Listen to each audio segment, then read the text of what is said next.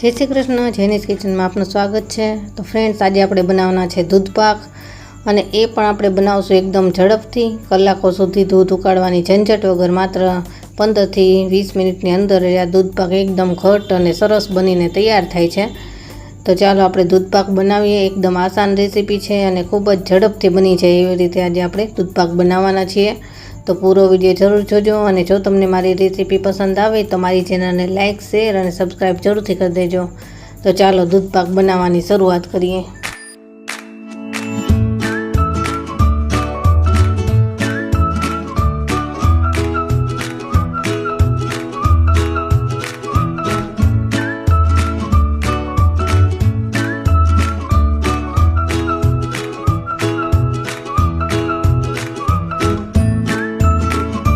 दूधपाक बनावा माटे मैं आ 3 चमची चोखा लीधा है और आ बासमती चोखा है। आटला चोखा में आपणे 2 रीते आनो उपयोग करवानो है। तो आपणे सौथी पहला तो आ चोखा ने 3 થી 4 पानी थी धोई लीए एटले जे कांई कचरो होय एमांथी निकળી जाए। तो चलो आने पहला सौथी पहला तो धोई लीए। तो चोखा ने मैं 3 થી 4 पानी थी एकदम सरस रीते धोई लीधा है और हवे आ चोखा ने आपणे पलाळवाना है। तो आमां 1 ग्लास जेटलुं आपणे पाणी नाखी अने आने 10-1 मिनिट सुधी आपणे पलाળી राखीशुं एटले चोखा सरस सॉफ्ट थई जाय। तो बस आ 10 मिनिट पलळे त्यां सुधीमां आपणे बीजी बधी तैयारी करी लईए। आ मैं 6 થી 7 नंग पिस्ता ने गरम पाणीमां पलाળી दीधा छे एटले एनी उपરના जे फोतरा छे ए आसानीथी નીકળી जाय। आ मैं 1 लीटर दूध लीधुं छे अने दूध एकदम फूल क्रीम वाळुं छे अने गरम करी अने ठंडू करेलुं दूध छे एटले मलाई उपर आवी गयेली छे અને મલાઈ સાથે જ આનો ઉપયોગ કરવાનો છે। હવે આપણે જે વાસણમાં દૂધપાક બનાવવાનો છે એ વાસણમાં દૂધને લઈ લઈએ અને ગરમ કરવા માટે મૂકવાનું છે આને। તો બધું જ દૂધ આપણે એ વાસણમાં લઈ લીધું છે અને હવે આને આપણે ગેસ ઉપર ગરમ થવા માટે રાખી દીધું છે અને આને સતત આપણે હલાવતા રહીશું નીચેથી ચોટી ના જાય એટલા માટે। અને આ થોડું ઘટ થઈ જાય ત્યાં સુધી આને આપણે ઉકાળવાનું છે। तो सतत आने हलावता रहीशुं अने साइड में पण जे कांई मलाई जामे एने उखाड़ी अने एमां मिक्स करता जईशुं। तो आ दूध थोड़ुं घट थई गयुं छे पण आने आपणे वधारे घट करवानुं छे। तो हजी ज्यां सुधीमां घट थाय त्यां सुधीमां आपणे बीजी प्रोसेस करी लईए। तो मैं आ ड्राय फ्रूट्स लीधेला छे।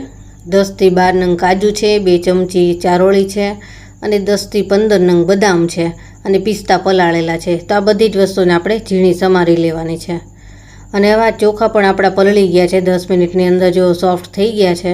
તો હવે આની અંદરનું બધું જ પાણી આપણે કાઢી લઈએ। તો આ પાણી કાઢી લીધું છે અને હવે આ ચોખામાંથી આપણે 2 ચમચી જેટલા ચોખા અલગ કાઢી લેવાના છે। એનો આપણે અલગ રીતે ઉપયોગ કરવાનો છે। તો આની એક સાઈડ આપણે રાખી દઈશું। હવે આ ચોખાની અંદર આપણે અડધી ચમચી જેટલો દેશી ઘી એડ કરીશું અને ચોખા સાથે એકદમ સરસ રીતે મિક્સ કરી લેવાનું છે। आ रीते प्रोसेस करशो एटले दूधपाकनी अंदर चोखानो दाणो एकदम छूटो छूटो रहेशे, चोटेला नहीं रहे। तो आ प्रोसेस जरूरथी करवी।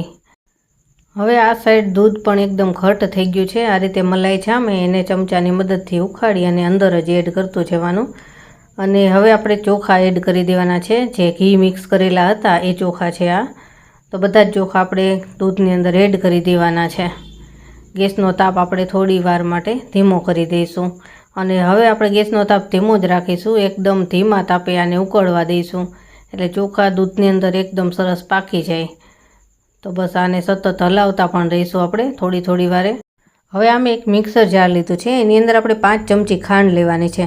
ખાંડ તમને વધુ ઓછી ફાવતી હોય એ પ્રમાણે લઈ શકાય। મેં અત્યારે 5 ચમચી લીધી છે અને આ 7 થી 8 રંગ આપણે કાજુ લીધા છે એ પણ આની અંદર જ આપણે એડ કરી દેવાના છે। અને આપણે જે ચોખા અલગથી કાઢેલા હતા 2 ચમચી એ પણ આની અંદર આપણે એડ કરી દેવાના છે। અને આ 3 થી 4 ચમચી જેટલો મેં મિલ્ક પાવડર લીધો છે। મિલ્ક પાવડર નાખવાથી દૂધપાક એકદમ ઘટ અને ક્રીમી સરસ બનીને તૈયાર થાય છે એટલે જરૂર નાખવો। અને હવે આની અંદર આપણે અડધી વાટકી જેટલું દૂધ એડ કરીશું એટલે સરસ રીતે બધું એકદમ મિક્સ થઈ જાય। અને હવે આને ઢાંકણ ઢાંકી અને પીસી લઈશું એટલે એકદમ સરસ આની પેસ્ટ બનીને તૈયાર થઈ જાય આ રીતની।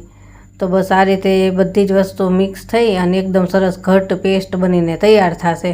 हवे आपणे दूधपाकना चोखा चेक करी लईए कि चोखा पाकी गया छे कि नहीं। आ चोखा आपणे पलाळेला हता એટલે एकदम झड़पथी ज पाकी जशे। 5 मिनिट पण नथी थई अने चोखा जो आ रीतना थई गया छे एकदम सॉफ्ट। आ रीते चोखा तरत तूटी जाए एटले समझी लेवुं के सरस पाकी गया छे। तो बस आ चोखा तो आपणे પાકી ગયા છે. તો હવે આની આગળની પ્રોસેસ આપણે કરીએ. આપણે જે પેસ્ટ બનાવેલી હતી કાજુ મિલ્ક પાવડરની એ આની અંદર આપણે એડ કરી દઈશું. અને હવે આને આપણે સતત હલાવવું પડશે, કારણ કે આપણે આની અંદર મિલ્ક પાવડર અને કાજુની પેસ્ટ નાખેલી છે. જો તમે નહીં હલાવો તો નીચેથી ચોંટી જવાની અને દાઝી જવાની બીક રહેશે. એટલે સતત હલાવવાનું અને ગેસનો તાપ તો આપણે ધીમો જ રાખીશું. ધીમા તાપે આ દૂધપાક જેટલો ઉકળશે એટલો એકદમ સરસ ટેસ્ટી બનીને તૈયાર થશે. તો આ જો 5 મિનિટ પણ નથી થઈ અને આ ઘટ થવા લાગ્યું છે. મિલ્ક પાવડર નાખેલો છે એટલે એકદમ ઝડપથી ઘટ દૂધપાક બનીને તૈયાર થશે. જે તમારે કલાકો સુધી દૂધ ઉકાળવું પડે છે એ ઝંઝટ નહીં રહે અને ઝડપથી બની જશે.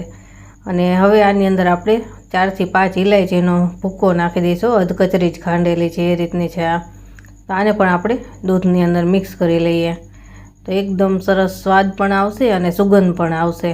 હવે આપણે દૂધપાકની અંદર ડ્રાય ફ્રૂટ્સ એડ કરી દઈશું. આ 2 ચમચી ચારોળી લીધી છે. ચારોળી દૂધપાકની અંદર જરૂરથી એડ કરવી, એનાથી જ સરસ લાગે. આ પિસ્તાની સ્લાઇસ કરી લીધેલી છે અને કાજુ અને બદામની પણ પાતળી પાતળી સ્લાઇસ કરી લીધેલી છે. ડ્રાય ફ્રૂટ્સ તો તમને જેટલા ફાવતો એ પ્રમાણે નાખી શકાય અને જે ફાવતા હોય એ નાખી શકાય, પણ ચારોળી જરૂરથી નાખવાની, એનાથી જ સરસ બને. અને હજી આપણે દૂધપાકને 2 મિનિટ સુધી ઉકળવા દઈશું એટલે હજી થોડો ઘટ થઈ જશે. આપણે ડ્રાય ફ્રૂટ્સ નાખેલા છે તો એ પણ સરસ રીતે એની અંદર મિક્સ થઈ જાય અને હજી થોડો ઘટ થઈ જાય. તો બસ 2 મિનિટ જેવું થઈ ગયું છે અને દૂધપાક જો એકદમ સરસ ઘટ થઈ ગયો છે. આ રીતનો થવો જોઈએ. અને બસ હવે આપણે ગેસ ઓફ કરી દઈશું. આ દૂધપાક હજી ઠંડો પડશે ને એટલે હજી થોડો વધારે ઘટ થશે. મિલ્ક પાવડર અને કાજુની પેસ્ટ એ બધું આપણે નાખેલું છે એના કારણે આ જેમ ઠંડો પડશે ને એમ થોડો ઘટ થતો જશે. તો બસ હવે આને આપણે ગેસ ઓફ કરી દેવાનો છે અને આને આપણે થોડો રૂમ ટેમ્પરેચર ઉપર આવવા દઈશું અને પછી જ આને આપણે સર્વ કરીશું. 15 થી 20 મિનિટ થઈ ગઈ છે અને દૂધપાક આપણો ઠંડો થઈ ગયો છે. આને આપણે રૂમ ટેમ્પરેચર ઉપર જ ઠંડો કરેલો છે અને જોઈ શકો છો કે એકદમ સરસ ઘટ અને એકદમ ક્રીમી દૂધપાક બનીને તૈયાર થયો છે. તો આને આપણે સર્વ કરી લઈએ. અને જો તમને મારી આ રેસીપી પસંદ આવી હોય તો મારી ચેનલને લાઇક, શેર અને સબસ્ક્રાઈબ જરૂરથી કરી દેજો. અને બાજુમાં આપેલ બેલ આઇકોન પર જરૂર દબાવજો, જેથી કરીને મારી કોઈ પણ નવી રેસીપી હોય તો તમારા સુધી સૌથી પહેલાં પહોંચશે. દૂધપાક આપણે સર્વ કરી લીધો છે અને ઉપરથી પણ આપણે થોડા ઘણા ડ્રાય ફ્રૂટ્સ નાખી દઈએ એટલે વધારે સરસ લાગે અને જોઈને જ ખાવાનું મન થઈ જાય એ રીતનો આ દૂધપાક બનીને તૈયાર થાય છે. જો ઉપરથી પણ આપણે કાજુ, બદામ, પિસ્તા અને ચારોળી બધા જ ડ્રાય ફ્રૂટ્સ એડ કરેલા છે. તો કેવો લાગ્યો આ દૂધપાક એ જરૂર જણાવજો મને. તો ચલો ફરી મળીશું નવી રેસીપી સાથે. ત્યાં સુધી બધાને જય શ્રી કૃષ્ણ.